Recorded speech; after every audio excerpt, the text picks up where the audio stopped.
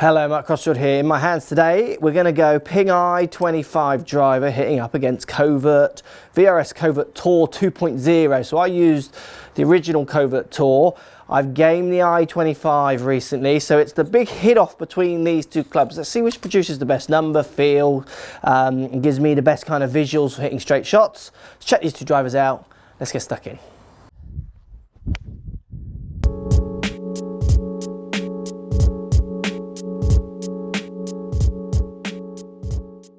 Right guys, Ping i25 against Nike VRS Covert Tour 2.0.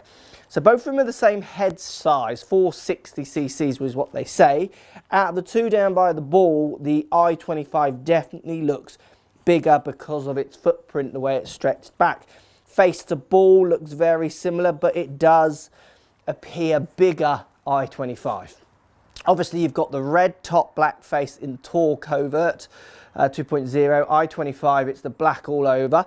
Looking down at the top of them, you've got racing stripes, two very faint black lines. For any of you who've not seen that on the Ping, I'm sure most of you are aware of that now. Covert, obviously, you get the striking red looks with the white swoosh in the bottom right hand corner, which I actually do like. 2.0 line-up line. Both of them have adjustable necks, which for me, I'm not bothered about. I'm going to get these spec'd how I want them.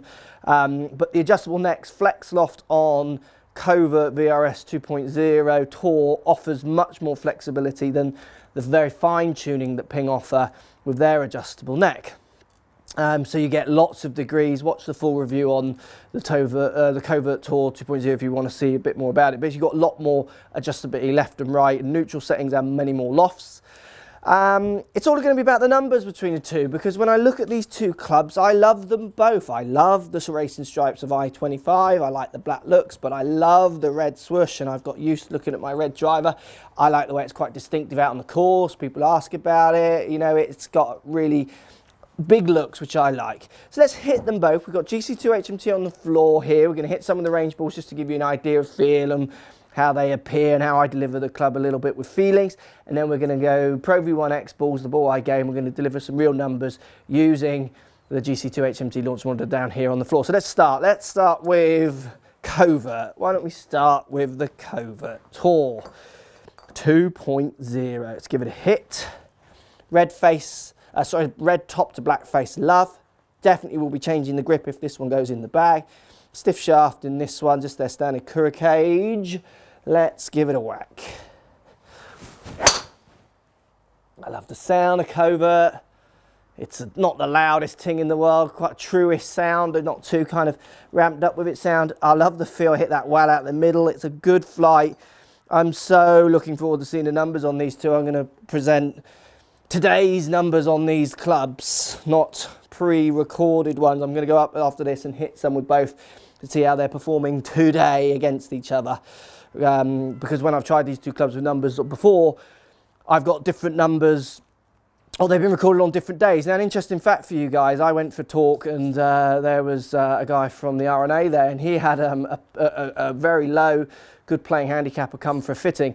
And on one of the days he was getting, I think it was, I can't remember the exact figure, 9 or 10 extra yards, say, out of his driver, and he couldn't reproduce that on any other day.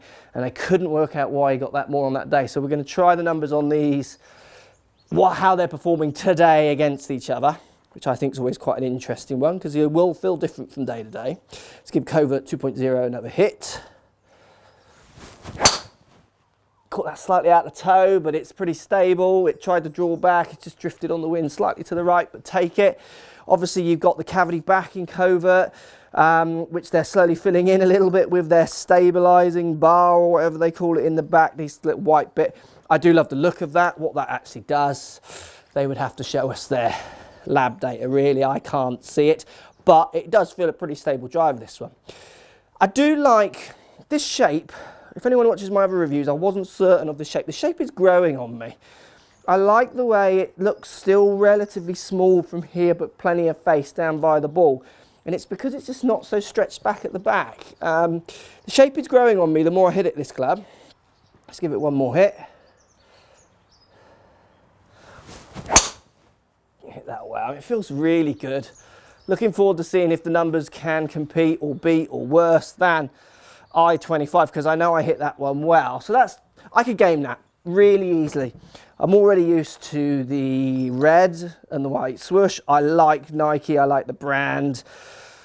I like teeing up with it, makes me feel good. Now, when I put I25 down by the ball, both of these clubs sit very neutral when you've got Covert in its neutral setting. The racing stripes, the ping here just sits so nice behind the ball. And the racing stripes for me really do work. They really allow me to visualize swing paths, club paths, where I'm trying to start the ball, face angles, lining up, and just as the club moves and blurs a little bit, I feel like I can use those lines to help me.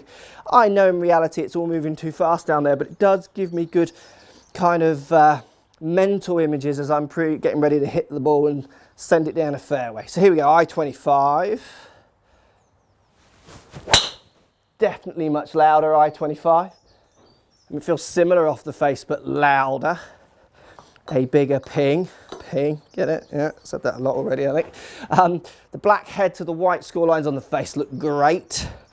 Definitely looks a little bit friendlier down by the ball, but like I've said in other videos, I like my driver. It's probably my strongest club in my bag. I'm confident with it, so I don't need it to look friendly for me. I quite like small heads as well as the big heads. You know, I'm not fussed, I just want it to look a way that inspires confidence, to allow me to maneuver the ball a bit more. I'm pretty happy I'm going to hit fairways most times. Let's give it another hit. Hit that, wow. The flight looks identical. Like I said, I can't wait to see the numbers, which we're going to present in a second. Let's go one more with I25. I feel, unless the numbers say otherwise, I don't think it's going to matter what driver I use out of these two. I love them both, so hard to choose. I just do love racing stripes. I really am into racing stripes. Let's give this one more hit. Slightly out of heel, that is a great flight for that kind of strike. So look, let's get in down and dirty. Look, looks for those very different in their looks, red to the black.